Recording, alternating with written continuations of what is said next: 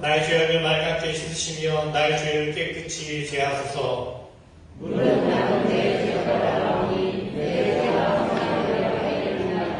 내가 주께만 범죄하여 주의 목전에 악을 행하였사오니 주께서 말씀하실 때에 오로서라고 주께서 심판하실 때에 전전하나이다. 내가 죄악 중에 출생하였으며 어머니와 주께서 하나님 인자하였나이다. 우슬처럼 나를 정결하게 하소서. 내가 정하리이다. 나의 죄를 씻어주소서. 내가 눈물을 흘리리이다. 하나님이여 내 속에 정한 마음을 창조하시고 내 안에 정직한 것을 새롭게 하소서. 아멘. 사도신경으로 믿음의 고백을 올려드립니다. 전능하사 천지를 만드신 하나님 아버지를 내가 믿사오며 그 외아들 우리 주 예수 그리스도를 믿사오니 이는 성령을 대하사 동정녀 마리아에게 하시고 본디오 빌라도에게 고난을 받으사 십자가에 못 박혀 죽으시고 장사한 지 사흘 만에 죽은 자 가운데서 다시 살아나시며 하늘에 오르사 전능하신 하나님 우편에 앉아 계시다가 저리로서 산 자와 죽은 자를 심판하러 오시리라. 성령을 믿사오며 거룩한 교회와 성도가 서로 교통하는 것과 죄를 사하여 주시는 것과 몸이 다시 사는 것과 영원히 사는 것을 믿사옵나이다. 아멘.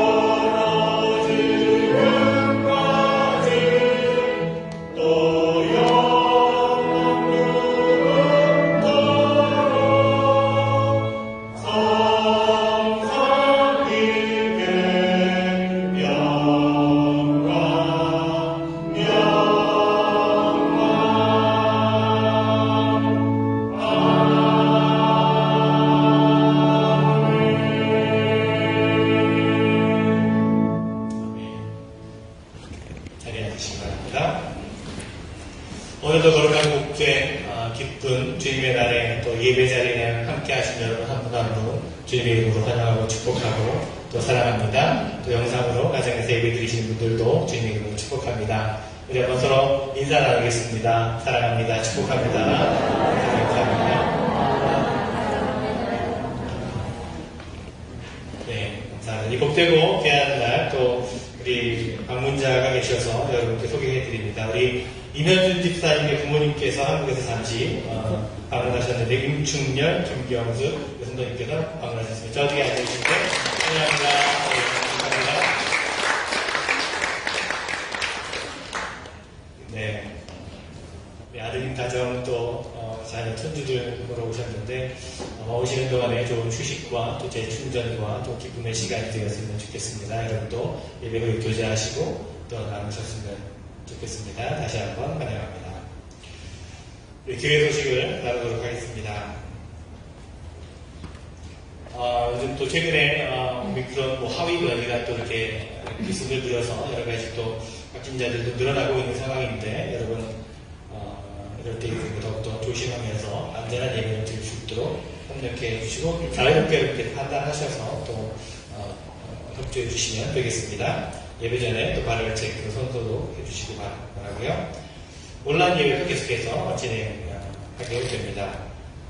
연초부터 시작된 구약 성경 통독 어제로서 다 마치게 되었는데 일정상 스케줄상은 어제 다 마치게 되었습니다. 통독 다 마치신 분들 수고하셨고요. 혹시 통독도 미리 제출하신 분도 계시지만 다 마치신 분들은 7월 마지막 주일까지 저에게 제출해 주시면 감사하겠습니다.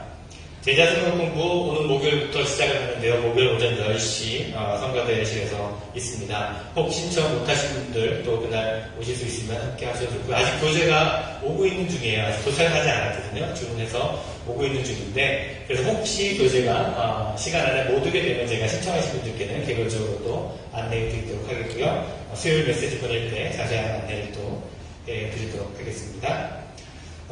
보드 오브 트러스티 재단 이사회 모임이 다음 주에 오후 1시에 영업 성가대에서 모임을 갖도록 하겠습니다. 또 한글학교 계속 진행 중인데 7월 말까지 계속 여러 학교가 진행 중입니다. 위해서 기도 부탁드리겠습니다. 속회 모임 안내입니다. 7월 속회 모임은요, 저희가 지금 야외로 나가보려고 합니다. 5주가 있는 주일이죠. 그래서 5번째 주 속회별로 또 음식을 또 준비하시게 될 텐데, 그래서 이번 7월 마지막 31일인데 예배 후에 교회 모여서 예배를 드리시고 속회 모임은 같이 야외 나가서 또 한 자리에 모여서 또 속회별로 또 교제하시고 또 즐거운 시간 갖도록 하겠습니다. 그래서 자세한 안내는 다음 주일에 다시 해드리도록 하겠습니다. 혹장 모임은 다음 주일 예배 후에 갖도록 하겠습니다. 제 신방이 필요하신 분들 그런 가정의 날부터 신방 갖기 원하시는 분들은 말씀해 주시기를 바랍니다. 오늘 애찬은 최선희 권사님, 또 허정희 권사님 가정에서 섬겨주셨고, 재단면 유슬기 집사님께서 아마 오늘 생일인 것 같아요. 유슬기 집사님. 또 헌신해 주셨는데 감사를 드립니다. 또 여러분 중보기도 부탁드립니다. 매니어를 병원에 입원 중인데, 지난번에 우리 매니어 수술하러 갈 때 제가 합심으로 또 중보하며 기도했을 때 큰 힘이 되었는데, 우리 다시 좀 이렇게 병원 입원 중에 있습니다. 여러분께서 기도해 주시기를 부탁을 드리겠습니다. 줄타 중인 분들도 위해서 기도해 주시길 바랍니다. 이 시간 기도하실 때 티나이 박가님 권사님께서 대표 기도를 인도해 주시겠습니다.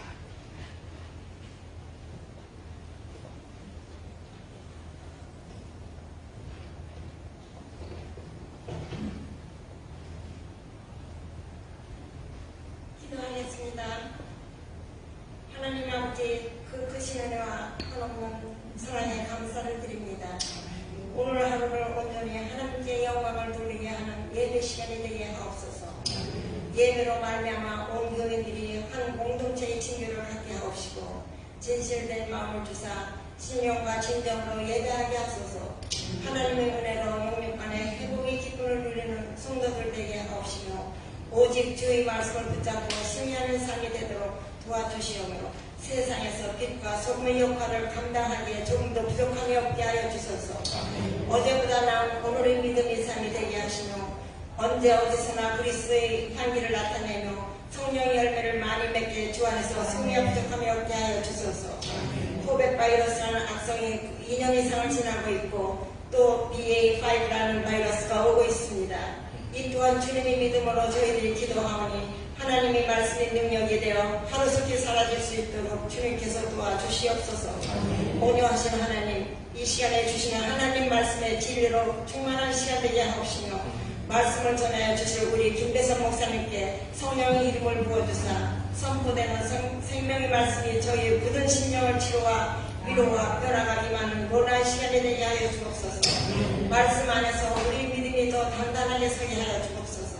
사탄이 예배를 방해하지 못하도록 오직 보혜사 성령님께서 이 시간을 지켜주시옵고 주님이 몸된 교회를 위하여 여러 모양으로 충성하는 귀한 일꾼들을 기억하여 주시고 맡은 바 직분을 불공으로 감당할 때 성령의 큰 은사와 능력을 체험하게 하시고 찬양으로 하나님께 영광 돌리는 찬양팀 또한 기억하여 주시고 조금 더 부족함이 없도록 도와주시옵소서.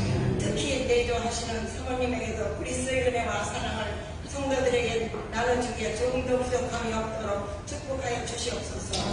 오늘 육신이 연약하여 주의 전에 나오지 못한 성도님들 일일이 기억하여 주시옵고 주님의 능력으로만 안수하여 주셔서 깨끗한 받기를 저희들 진심으로 기도합니다.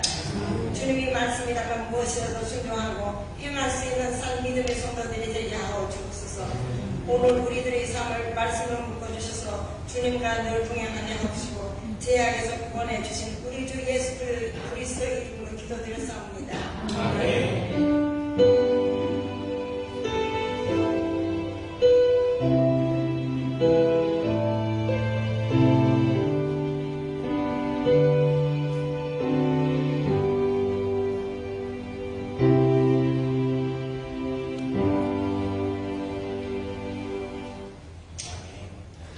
오늘 우리에게 주신 하나님의 말씀은요, 구약 성경 느헤미야 1장 1절부터 4절까지 말씀입니다. 느헤미야서 1장 1절로 4절 말씀. 하나님의 말씀을 읽겠습니다. 하가나의 아들 느헤미야의 말이라. 아닥사스다 왕 제20년 기술슬 월에 내가 수산궁에 있는데 내 형제들 가운데 하나니가 두어 사람과 함께 유다에서 내게 이르렀기로 내가 그 사로잡힘을 면하고 남아있는 유다와 예루살렘 사람들의 형편을 물은즉 그들이 내게 이르되 사로잡힘을 면하고 남아있는 자들이 그 지방 거기에서 큰 환난을 당하고 능욕을 받으며 예루살렘 성은 허물어지고 성문들은 불탔다 하는지라. 내가 이 말을 듣고 앉아서 울고 수일 동안 슬퍼하며 하늘의 하나님 앞에 금식하며 기도하여. 아멘. 성가대에 사랑 하나님께 올려드립니다.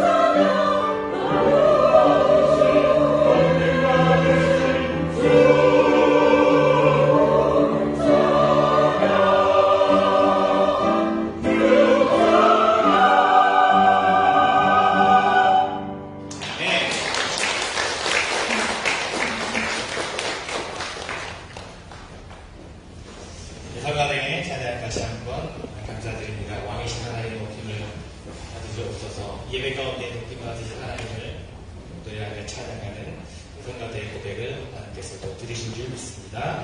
또 귀한 은혜의 찬양 다시 한번 감사를 드립니다. 여러분 모두 다시 한번 주님의 이름으로 축복합니다. 우리 모두를 이 자리에 부르신 주님의 은혜를 우리가 기억하면서 하나님을 향한 고백을 드리기를 원합니다. 시편 118편 말씀에 이날은 여호와께서 정하신 것이라 이날에 우리가 즐거워하고 기뻐하리로다 라고 시편 기자가 고백을 하고 있습니다. 여러분 오늘 우리가 기뻐하고 즐거워하는 이유는 내가 바라는 일이 이루어져서가 아니라 주님께서 우리의 창조주가 되시고 구원자가 되심을 고백하며 그 고백을 하는 이들이 함께 이 자리에 모여서 예배할 수 있기 때문입니다. 또한 예배를 통해서 하나님의 말씀을 듣고 또 묵상하는 가운데 하나님의 뜻을 깨닫고 하나님의 말씀으로 위로를 받고 말씀으로 세임을 얻고 말씀으로 은혜를 누리게 되기 때문입니다. 여러분 참으로 하나님의 말씀에는요 능력이 있습니다.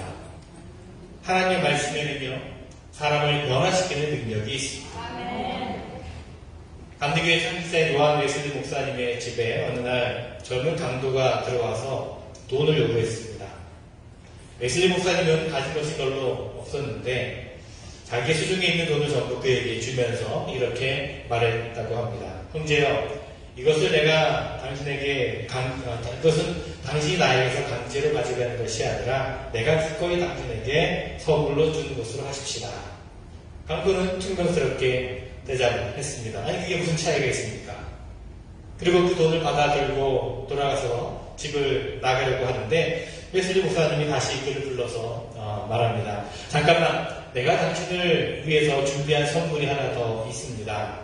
당신은 이런 삶을 계속 살아가게 되면 아마도 후회하게 될 것입니다. 그럴 때가 온다면 예수님의 피가 우리를 모든 죄에서 사해 주신다는 말씀을 기억하십시오. 그리고 이 책을 꼭 가지고 가십시오. 그리고는 포장된 책 한 권을 그에게 선물로 주었습니다. 강도는 황급하게 그 책을 받아들고 집을 나섰습니다. 그 책은 웨슬리 목사님이 평소에 자기 집에 방문한 손님들에게 선물로 주려고 늘 준비해 두었던 성경책이었습니다. 그로부터 몇 년 후에 웨슬리 목사님이 어느 집회에서 다시 젊은이를 만나게 됩니다. 물론 처음에 그를 알아보지 못했습니다. 그가 웨슬리 목사님에게 와서 이렇게 말했습니다. 목사님은 저를 기억하실지 못하시겠지만 저는 몇 년 전에 목사님의 댁을 무리하게 방문해서 목사님께로부터 약간의 돈과 성경을 선물로 받았던 바로 그 사람입니다. 그때 목사님이 저에게 해주신 말씀을 기억하고 주신 성경책을 제가 읽고 저는 회개하게 되었고 예수를 믿고 변화되어 새 사람이 되었습니다. 저는 목사님에게 늘 빚을 지고 있다라고 느끼고 있었습니다.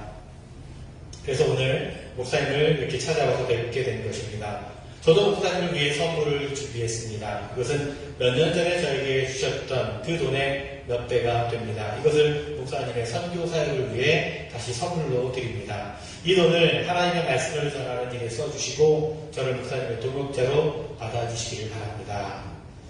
그렇게 이야기했다고 합니다. 여러분, 이것이 말씀의 능력이 아니겠습니까? 여러분, 우리 말에는요, 이 힘이 있습니다. 사람의 말에도 힘이 있습니다. 말로써 우리는요, 사람을 죽일 수도 있고, 말로써 우리는 사람을 살릴 수도 있습니다. 말이 한 사람의 인생을 바꿀 수도 있고, 한 가정의 운명도 바꿀 수가 있고, 한 민족의 운명도 바꿀 수가 있습니다. 여러분, 사람의 말도 이렇게 힘을 가지고 있다면, 하나님의 말씀은 얼마나 큰 힘을 가지고 있을까요? 성경은요, 세상의 만물이 하나님의 말씀으로 창조되었다라고 가르쳐 줍니다. 그리고 동일한 말씀으로 말씀이 보존되고 만물이 보존되고 섭리되고 있다라고 가르칩니다. 우리는 이 동일한 말씀으로 오늘날 복음을 듣고 예수 그리스도를 믿어서 구원에 이르고 하나님의 자녀가 되었습니다. 또 동일한 말씀으로 우리에게 영적인 성숙함이 이루어져서 우리가 하나님께서 기대하시는 사람으로 새롭게 변화되어 살 수가 있었습니다. 자, 그렇다면 여러분, 이 말씀은 우리에게 얼마나 귀한 것이겠습니까? 이 귀한 말씀을, 이 하나님의 말씀을 늘 가까이 하시고 소중히 여기며 말씀을 읽고 묵상하며 우리가 말씀대로 살아가는 일을 게을리하지 않는 우리가 되었으면 좋겠습니다. 이미 광고 드렸듯이 지난 1월부터 시작된 구약성경 통독이 이제 마무리가 되었습니다. 구약성경 통독표의 스케줄에 따른 스케줄상으로 어제 다 마치게 되었고요. 많은 분들이 동참을 해 주셨습니다. 일찌감치 통독을 끝내신 분들도 계시고 그래서 다시 읽고 계신 분들도 계시고 아직 조금 남겨두고 계속해서 읽고 계신 분들도 계실 것입니다. 마치신 분들의 그런 피드백을 들어보면 어떤 분들은 처음 성경을 통독하는 분도 계셨습니다. 그래서 이제 힘들었지만 그러나 기쁘고 소중한 시간이었다고 그렇게 말씀해 주셨습니다. 여러분 이렇게 늘 말씀을 가까이 하시고 말씀을 읽고 또 묵상하는 일을 여러분은 생활화하셨으면 좋겠습니다. 스케줄상으로 통독이 끝났다고 그냥 성경을 딱 덮어두는 것이 아니라 계속해서 말씀의 능력이 여러분의 삶 속에서 드러날 수 있도록 늘 말씀을 가까이 하시고 묵상하시고 또 말씀대로 살아가시기를 다시 한번 권면을 드립니다. 새벽 예배 시간에 그동안 그 성경 통독 스케줄에 따라서 말씀을 읽고 묵상하고 나누었는데요. 지난 주간에 느헤미야의 말씀을 함께 마지막으로 묵상을 했습니다. 그래서 오늘 이 느헤미야의 말씀을 우리가 다시 한번 읽었습니다. 느헤미야서는요, 에스라서 그리고 에스더서와 더불어서 토록이 이후에 쓰여진 책이고 바벨론을 무너뜨린 페르시아의 통치 가운데서 벌어지는 이스라엘 백성들의 삶과 그들의 믿음에 관한 이야기를 우리에게 전해주고 있습니다. 특별히 에스라서와 느헤미야서는요, 예루살렘 성전과 예루살렘 성벽을 재건하는 이야기를 중심으로 말씀이 기록되고 있습니다. 오늘날의 이란 지역에 해당이 되는 페르시아 왕국은요, 고레스 왕을 통해서 고대 근동 지역에 큰 영향을 끼쳤습니다. 이사야서에서 보면요, 고레스를 가리켜서 주가 기름 부어 세운 고레스라고 그렇게 표현하면서 고레스 왕을 새로운 시대를 가져오는 사람이라고 그렇게 묘사하고 있기도 합니다. 이 고레스가 남긴 중요한 일 가운데 하나는요, 그의 칙령, 우리가 이 고레스의 칙령이라고 부르는 이 칙령을 통해서 주전 520년에 포로로 있었던 대부분의 이스라엘 백성들을 다시 그들의 고향으로 돌아가도록 허락한 것이었습니다. 그뿐만 아니라 이스라엘 백성들에게 그들의 예배 처소인 예루살렘 성전을 다시 짓도록 허락했습니다. 에스라서에서는 이 상황을 이렇게 전하고 있습니다. 고레스 왕 1년에 왕께서 예루살렘에 있는 성전에 관하여 칙령을 내리시다. 희생제사를 드리던 바로 그곳에 성전을 다시 세워라. 기초를 튼튼히 가지고 성전의 높이와 넓이는 각각 60자가 되게 하고 벽은 돌 3겹에 나무 1겹씩 쌓아라. 비옥은 국고에서 떼어줘라. 느부갓네살이 예루살렘에 있는 성전에서 꺼내어서 바벨론으로 가지고 온 성전의 금그릇과 은그릇을 돌려보내어 예루살렘 성전으로 옮기게 하고 성전 안 본래 있던 자리에 두도록 하여라. 이것은 참으로 놀라운 일이 일어난 것이었습니다. 포로의 신분으로 오랜 시간 보낸 후에 그토록 그리던 고국에 돌아온 것도 참 감사한 일인데 과거에 하나님께 제사를 드렸던 그 성전을 다시 짓게 된 것은 참으로 엄청난 일이었습니다. 놀라운 일이었습니다. 그것도 이방인의 왕인 고레스에 의해서 성전이 돼가는 비용조차도 페르시아의 국고로부터 지원을 받게 된 것이었습니다. 그렇기 때문에 고레스 왕이 나의 기름 부은 자라고 그렇게 불리워졌던 이유가 바로 여기에 있습니다. 마치 기름 부음을 받아 하나님의 대변자로서 역할을 하였던 다윗과 솔로몬처럼 고레스 왕은요, 이스라엘 역사 가운데 왕과 같은 역할을 하게 된 것이었습니다.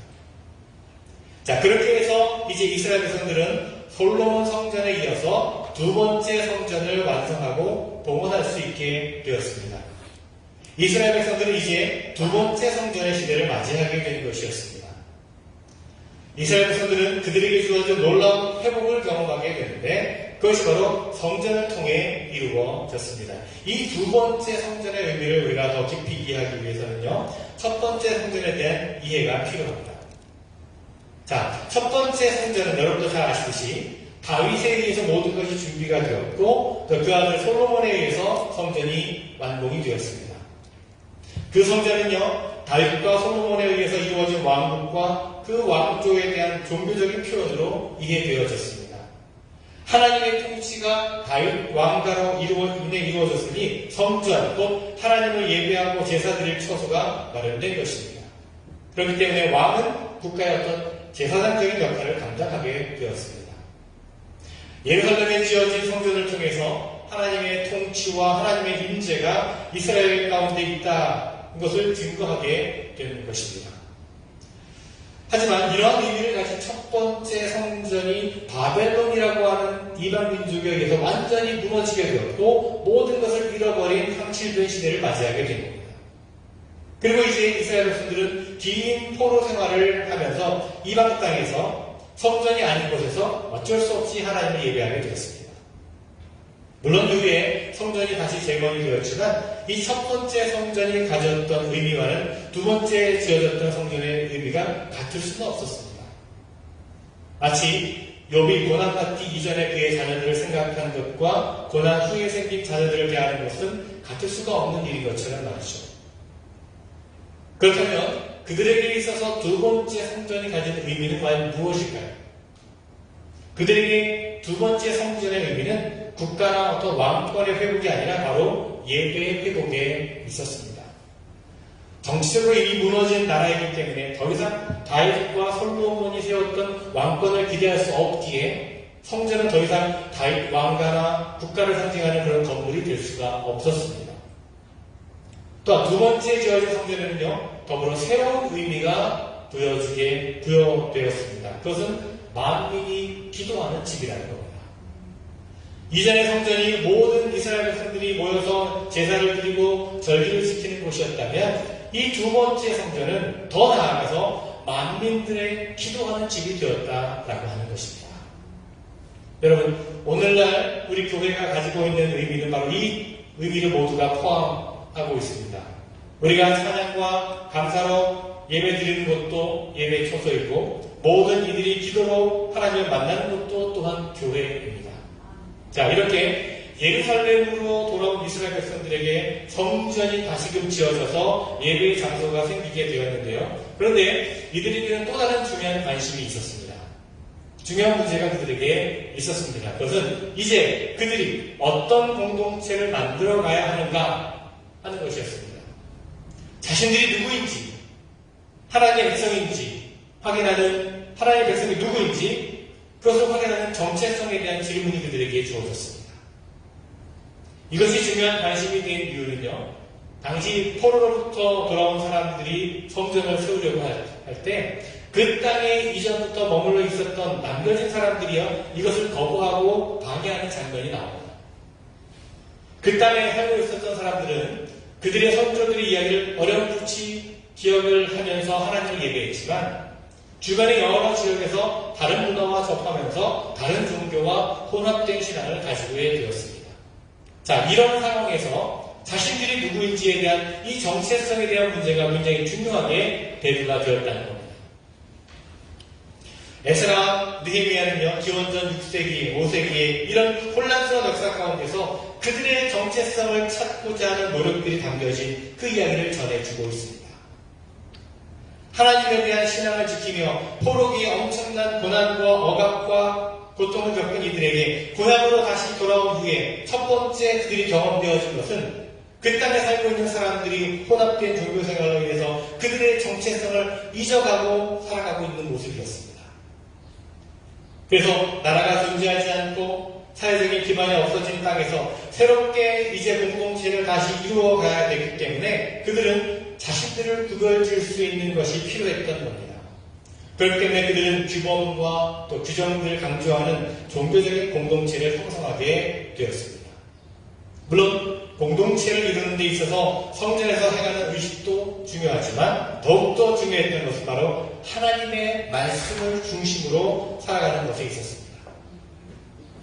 이제 여호와 하나님을 예배한다는 것은 예루살렘 성전에서만 가능한 것이 아니라 그 하나님의 약속, 하나님의 말씀 안에 머물러 살아가는 삶을 살아갈 때에도 가능하게 되었던 것입니다. 에스라와 느헤미야는요, 이런 때 그들의 정체성을 찾고자 하는 노력을 했습니다. 특별히 유대 지역의 총독으로 있었던 느헤미야는요, 이와 같은 상황 가운데서 예루살렘의 성벽이 무너졌기 때문에 그 성벽을 다시 세우려고 예루살렘에 오게 됩니다. 성벽이 무너짐으로 그로 인해서 이스라엘 백성들이 업신여김을 받았기 때문이었습니다. 느헤미야는요, 다시는 예루살렘에 수모를 받는 일이 없어야 한다라고 말합니다. 이들에게 민족의 정체성에 문제가 생겼다라고 하는 것입니다. 느헤미야 2장 17절 말씀 봅니다. 여러분이 아는 바와 같이 우리는 지금 어려움에 빠져 있습니다. 예루살렘은 폐허가지고 성문들은 불탔습니다. 이제 예루살렘 성벽을 다시 쌓읍시다. 남에게 이런 수모를 받는 일이 다시는 없어야 할 것입니다. 또한 느헤미야는요, 성벽을 재건하는 목적이 어떤 적들의 위협으로부터 보호하는 것이 목적이 아니라 하나님께 영광을 돌리고 하나님의 백성이 존귀함을 받기 위한 것이라고 말하고 있습니다. 느헤미야 6장 말씀을 봅니다. 성벽 공사는 50일에 만에 끝났다. 우리 모든 원수와 주변의 여러 민족이 이 소식을 듣고 완공된 성벽도 보았다. 그제서야 우리의 원수는 이 공사가 우리 하나님의 도움으로 이루어진 것을 깨달았다. 그래서 그들은 귀가 꺾였다. 즉 하나님의 백성들이 성벽을 다시 재건함으로 말미암아 그들 스스로의 자긍심을 세우게 된 것이었고, 또한 안식을 거룩하게 지키며 외국 사람들 간의 출입을 제한함으로써 그들의 어떤 공동체의 삶을 하나님의 말씀 안에서 살려는 노력을 했던 것입니다.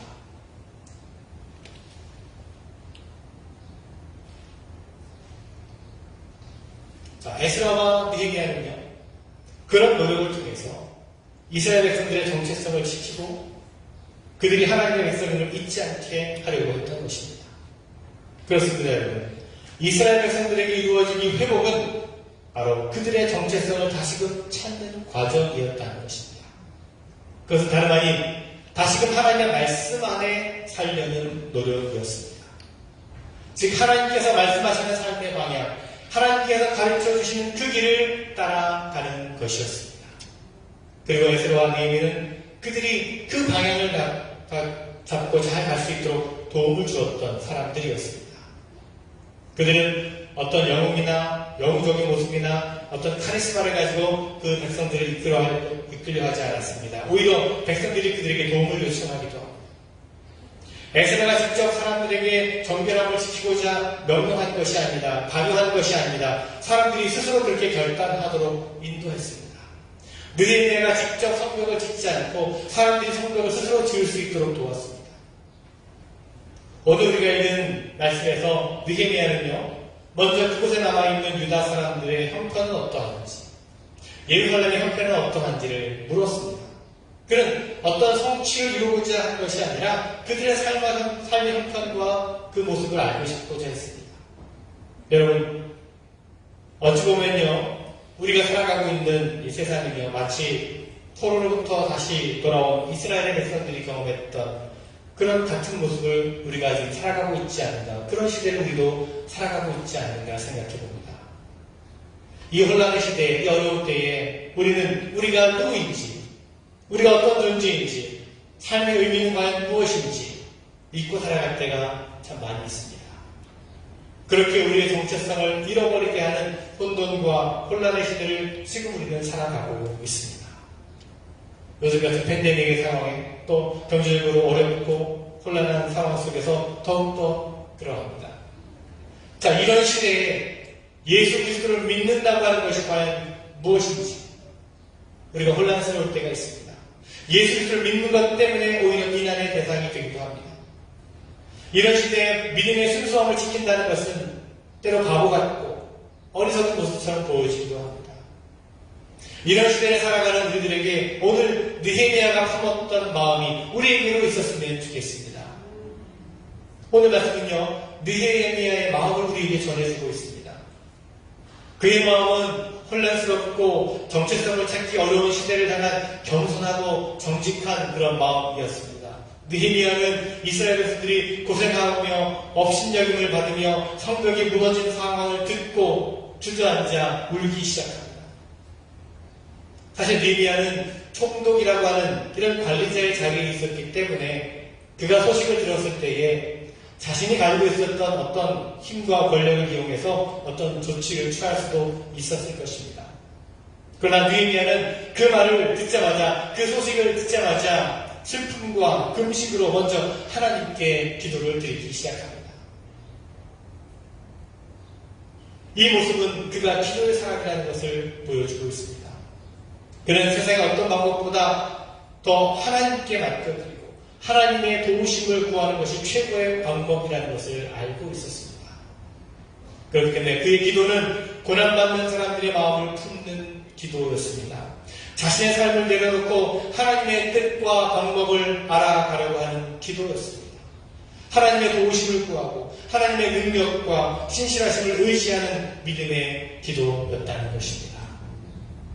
또한 이스라엘 자손의 죄와 자신의 죄를 인정하는 회개의 기도이기도 했습니다. 느헤미야는 이렇게 고백합니다. 1장 5절 6절 말씀에서 하늘의 하나님 여호와 크고 두려우신 하나님이여 주를 사랑하고 주의 계명을 지키는 자에게 언약을 지키시며 긍휼을 베푸시는 주여 간구하나이다. 이제 주의 종들이 이스라엘 자손을 위하여 주야로 기도하오며 우리 이스라엘 자손이 주께 범죄한 죄들을 자복하오니 주는 귀를 기울이시며 눈을 여시사 종의 기도를 들으시옵소서. 여러분, 우리의 기도가 여러분의 기도와 저의 기도가 이런 기도가 되었으면 좋겠습니다. 세상을 향해서 아파하는 그런 이들, 애통하는 이들, 그들의 그 아픈 마음을 함께 품고 능력의 하나님을 기대하는 기도를 드리는 우리 모두가 되었으면 좋겠습니다. 느헤미야가 보여주는 리더십의 모습은요, 어떤 문제를 해결하고 풀어가는 해결사로서의 모습이 아니었습니다. 어떤 힘과 능력을 가지고 이끌어가려고 하는 리더십도 아니었습니다. 그의 리더십은요, 하나님의 회복이 이루어지도록 돕는 그런 영적인 리더십이었습니다. 긍휼의 마음을 가진 리더십이었습니다. 기도하는 리더십이었습니다. 여러분, 그렇게 본다면 지금 함께 예배를 드리시는 여러분 한 분 한 분, 여러분 모두는 바로 느헤미야와 같은 영적인 리더들입니다. 여러분 모두가 그렇습니다. 여러분이 속한 가정에서, 여러분이 속한 일터에서, 혹은 교회에서, 어떤 모임 안에서든지 여러분은 영적인 리더들입니다. 그곳에서 세상의 방법으로 문제를 해결하고 풀어가는 것이 아니라 내 힘과 내 능력으로 풀어가는 것이 아니라 하나님 앞에 겸손히 무릎 꿇는 영적인 리더들입니다. 여러분 모두는 바로 그렇습니다. 여러분의 가족들에게 혹은 여러분의 직장 동료들에게 친구들에게 이웃들에게 여러분이 속한 모든 곳에서 여러분은 기도자로 세움받은 영적인 리더들임을 잊지 마시기를 바랍니다. 모든 문제와 어려움 앞에서 먼저 기도한다는 것은요, 하나님의 주권을 인정하고 겸손히 무릎 꿇는 우리의 믿음을 표현하는 것이라고 생각합니다. 그렇게 기도하는 우리 모두가 되었으면 좋겠습니다. 느헤미야는 또한 하나님이 정하신 계명을 지키고자 도왔던 사람입니다. 그것을 통하여 그는 어떤 업적을 세우거나 어떤 명예를 얻거나 어떤 성공을 이루려고 한 것이 아니었습니다. 다만 성벽을 쌓는 일을 시작했고 이스라엘 백성들을 지도자로 세웠으며 그들과 함께 일하고 함께 섬겼습니다. 느헤미야는 성벽을 세우는 프로젝트의 관리자나 집행자가 아닙니다. 그는 함께 일하고 함께 섬기는 종들 가운데 하나였습니다. 그렇습니다, 여러분. 저와 여러분은 또한 섬김의 종이 되어야 합니다. 우리의 사역은요, 어떤 일을 완수하고 성공을 이루는 데 있는 것이 아니라 서로를 섬기며 사랑하는 데 그 목적이 있어야 합니다. 그것은 곧 우리의 관심과 기대가 하나님에게 있다고 하는 것입니다. 그럴 때 우리에게 비판보다는 사랑과 감사가 넘칠 수밖에 없게 될 것입니다. 그렇기 때문에 느헤미야의 기도는 하나님의 역사하심을 기대하며 하나님의 계획하심이 실현될 새로운 가능성을 꿈꾸는 회복의 기도를 드렸던 것입니다. 그럼 이렇게 고백합니다. 1장 9절 10절 말씀에 우리가 주님께로 돌아와서 주님의 계명을 지키고 실천하면 쫓겨난 우리가 하늘 끝에 가 있을지라도 주님께서 거기에서 우리를 한데 모아서 주님의 이름을 두려고 택한 곳으로 돌아가게 하겠다고 하신 그 말씀을 이제 기억하여 주시옵소서. 이들은 주님께서 크신 힘과 강한 팔로 건져내신 주님의 종이며 주님의 백성입니다. 여러분, 우리의 기도가 이렇게 되기를 간절히 바랍니다.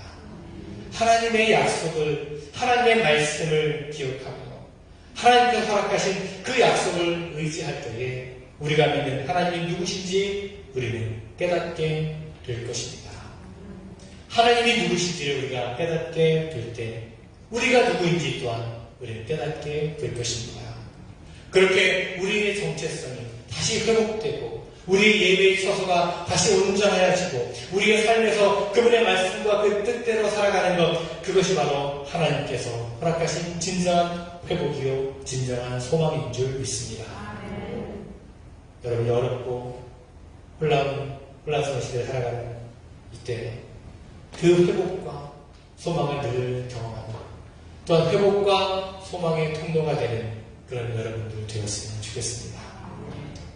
하나님께서 허락하시는 그 회복과 소망의 주인공들이 되시는 여러분들이 되시길 바랍니다. 또한 그런 우리 교회가 되기를 바랍니다. 그런 우리 모두가 되기를 간절히 주님의 이름으로 축원을 드립니다. 기도하겠습니다. 신실하신 하나님, 주님께서 저희 모두에게 주셨던 회복과 소망의 약속을 다시 한번 기억합니다. 겸손하고 정직한 마음을 가지고 주님의 백성들을 품게 하여 주시옵소서. 세상을 바라보며 눈물과 간절함의 기도로 무릎 꿇게 하시고 인간의 방법이 아닌 하나님의 방법이 최선이라는 믿음의 고백을 하게 하여 주시옵소서. 주님이 누구신지 깨달을 때 놀라운 하나님의 역사하심과 계획하심에 기대하게 하시고 주님께서 허락하실 진정한 회복과 소망을 품게 하여 주시옵소서. 이 어렵고 혼란스러운 때에 더욱더 주님의 말씀과 약속을 의지합니다. 이 땅을 회복시키고 다시금 세워 주시옵소서. 예수 그리스도의 이름으로 기도드리옵나이다. 주님, 이렇게 찬송하시겠습니다.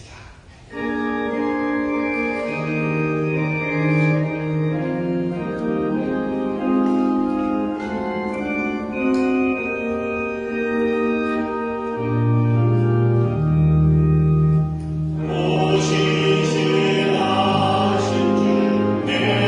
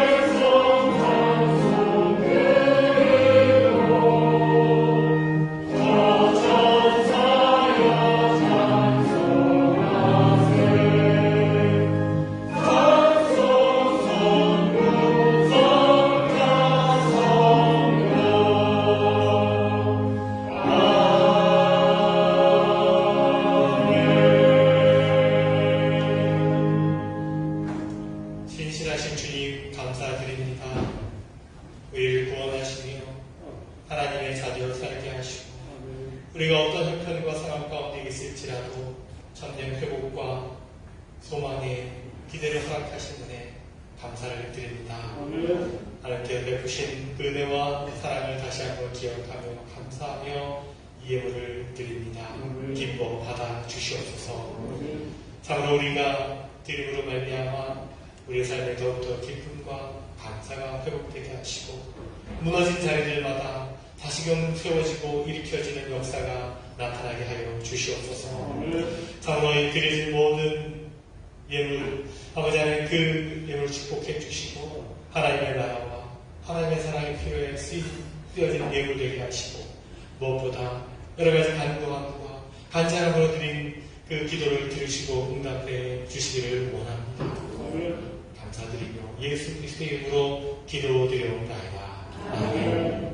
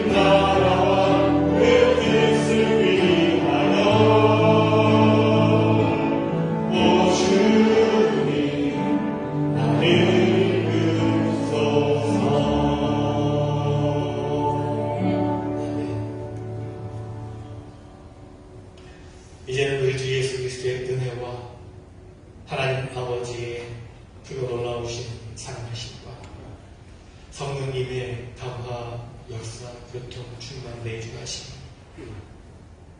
참으로 어렵고 힘겨운 삶의 자리에서 다시금 하나님의 말씀으로 참된 회복과 소망을 경험하고자 이 자리에서 나아가는 사랑하는 모든 성도들, 저들의 모든 가정과 일터와 삶의 모든 자리 위에 주의 몸된 이 공동체 위에 특별히 질병 가운데, 연약함 가운데, 아픔 가운데 있는 모든 지체들 위해 지금부터 영원토록 함께 하시기를 간절히 축원하옵나이다.